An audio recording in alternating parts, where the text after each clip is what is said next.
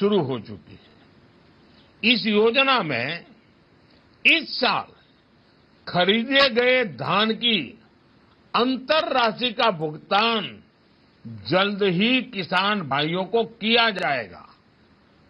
आने वाले 5 वर्षों में जन कल्याण के इन कार्यों को निर्णायक ढंग से आगे बढ़ाया जाएगा। इसमें आप सब माताओं बहनों की बड़ी भागीदारी होने वाली है।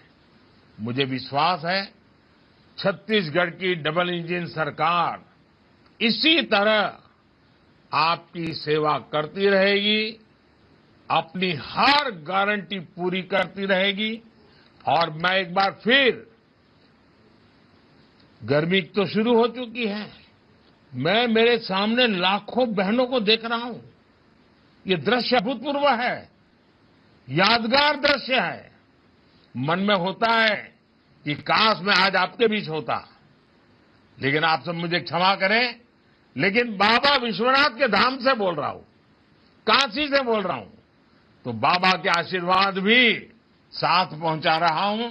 मेरी तरफ से आपको बहुत बहुत धन्यवाद, बहुत बहुत शुभकामनाएं।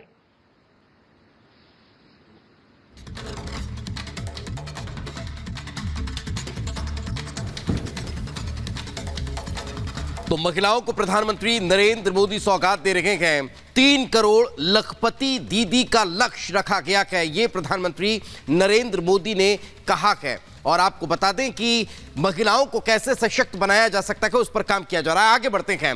मुख्यमंत्री योगी आदित्यनाथ ने आजमगढ़ में पिछली सरकारों पर जमकर निशाना साधा और आजमगढ़ को आज माफिया मुक्त बता दिया है। देखिए रिपोर्ट। माता की लोकसभा चुनाव को लेकर आजमगढ़ में बीजेपी ने हुंकार भरी। सीएम योगी ने आजमगढ़ के कार्यक्रम में केंद्र के पिछले 10 साल के कार्यकाल में हुए राज्य के विकास को बताया, साथ ही पिछली सरकारों पर भी हमला किया। पिछली सरकारों के कारण अपराध और माफिया गतिविधियों का गढ़ बना दिया गया था।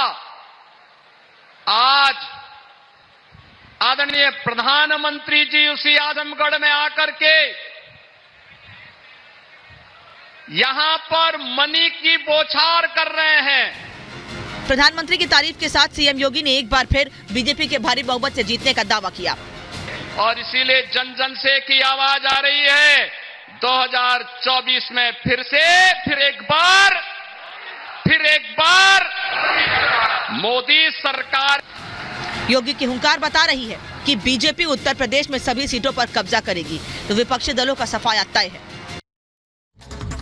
इसी बीच एक और बड़ी खबर आपको बता दें, राजनाथ सिंह ने अखिलेश यादव पर पलटवार किया है और साफ तौर पर हिटलर वाले बयान पर जवाब देते हुए कहा है कि अखिलेश यादव को जनता जवाब देगी। जिस तरीके की टिप्पणी प्रधानमंत्री नरेंद्र मोदी के कार्यकाल को लेकर तुलना हिटलर से करते हुए अखिलेश यादव नजर आए थे, उस पर जवाब देते हुए राजनाथ सिंह ने साफ कहा कि इसका जवाब जनता ही अखिलेश यादव को देगी।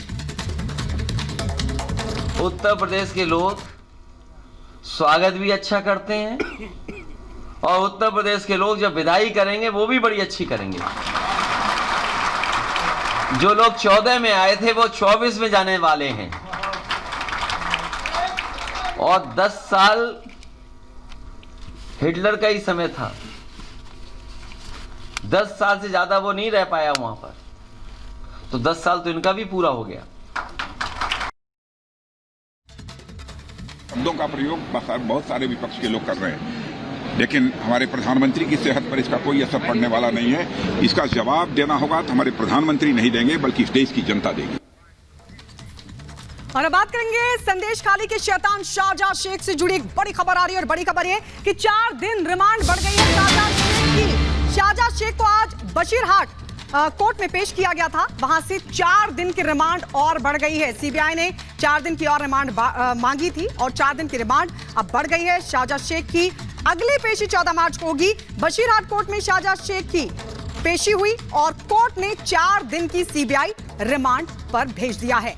तो शाहजहां शेख की सीबीआई रिमांड बढ़ गई है। इस वक्त की बड़ी खबर आपको बता दें, ईडी पर हमले का है मामला, जिसमें सीबीआई कस्टडी में शाहजहां शेख और आज 10 दिन की जो कस्टडी थी वो खत्म हो गई थी। उसके बाद शाहजहां शेख को सीबीआई ने कोर्ट में पेश किया, बशीरहाट कोर्ट में पेश किया और वहां से 4 दिन की जो रिमांड है वो और बढ़ गई है। और इस वक्त हमारे सहयोगी मीनाक्षी हमारे साथ जुड़ चुकी है। मीनाक्षी, अभी कई और ऐसे सवाल हैं जिनका जवाब सीबीआई तलाशना चाहती है। 4 दिन की रिमांड और बढ़ चुकी है, क्या और ताजा अपडेट? बिल्कुल दीपेश, देखिए क्योंकि पहले ही 10 दिन की जो रिमांड है वो दी जा चुकी है, ऐसे में 4 दिन की रिमांड मांगी गई थी सीबीआई के द्वारा और 4 दिन की रिमांड यहां पर मंजूर कर दी गई। हालांकि कुछ देर के लिए फैसला सुरक्षित जरूर रखा गया था, कोर्ट लॉकअप में ही रखा गया था शाहजहां शेख को। उसके बाद सारे पक्ष जो है वो देखे गए, सीबीआई की जो दलीलें थी वो देखी गई कि अभी और पूछताछ करनी है, कई ऐसी बातें हैं जो निकल करके सामने आना बाकी है और इसलिए पूछताछ अभी और करनी होगी। 4 दिन की रिमांड मांगी गई थी सीबीआई के द्वारा, 4 दिन की रिमांड दे दी गई है और अब एक बार फिर से 14 मार्च को पेश होना पड़ेगा। 2 एफआईआर दर्ज की गई है यहाँ पर सीबीआई के द्वारा। एक है एफआईआर नंबर 8 जिसको मॉब के खिलाफ यहाँ पर दर्ज किया गया है और एफआईआर नंबर 9 जिस पर आज सुनवाई हुई है, जो कि ईडी और अर्धसैनिक बलों पर हमला हुआ था, उसे लेकर के ये सुनवाई आज हुई है। और इसी मामले में अब 4 दिन की रिमांड और बढ़ाते हुए बशीरहाट कोर्ट जज के द्वारा कहा गया है कि अब अगली पेशी के लिए 14 मार्च को पेश होना पड़ेगा, जिसके बाद हो सकता है कि एक बार फिर से यहाँ छानबीन के लिए फिर से यहाँ पेशी के दौरान रिमांड जो है वो मांगी जाएगी और उसे बढ़ाया भी जा सकता है। क्योंकि अभी जो सबसे बड़ा सवाल है जो पूछा जा रहा है वो यही है शाहजहां शेख से कि आखिरकार उसने किसे फोन किया था और उस फोन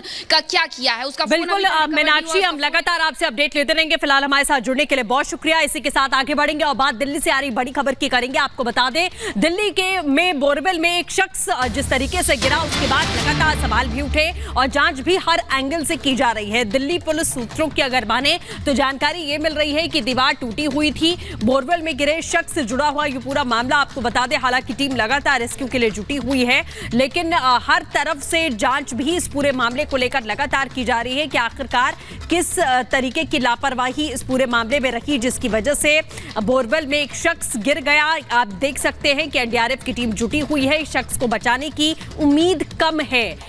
ये पुलिस की ओर से कहा जा रहा है कि बचने की उसकी उम्मीद यहां कम नजर आ रही है और कोई भी फोर्सफुल एंट्री नहीं हुई है, ये भी कहा जा रहा है।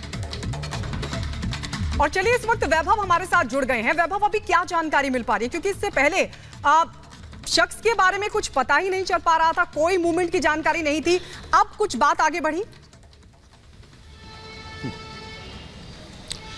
देखिए, बिल्कुल इस रेस्क्यू ऑपरेशन की अगर बात करें तो तकरीबन 12 घंटे से ज्यादा का वक्त हो चुका है। ये रेस्क्यू ऑपरेशन लगातार जारी है, लेकिन हमारे जो सोर्सेज बता रहे हैं उनके मुताबिक ये बताया जा रहा है कि अंदर जो गड्ढे के अंदर शख्स गिरा था उसकी बॉडी मूवमेंट जो है वो फिलहाल जो है वो 0 नोट की जा रही है। तो ऐसे में संभावनाएं जो है वो शायद जो है वो बचने की कम नजर आ रही है। लेकिन रेस्क्यू ऑपरेशन की जो तस्वीर हम अपने दर्शकों को दिखा दें, दरअसल देखिएगा तकरीबन 10 से 12 फीट का गड्ढा जो है वो यहां पर खोदा जा चुका है, क्योंकि हमने समानांतर गड्ढे की बात की थी और वो समानांतर गड्ढा जो है वो इस बोरवेल के गड्ढे के ठीक बराबर में इस पोकलेन मशीन के जरिए आप देख सकते हैं खोदा जा रहा है।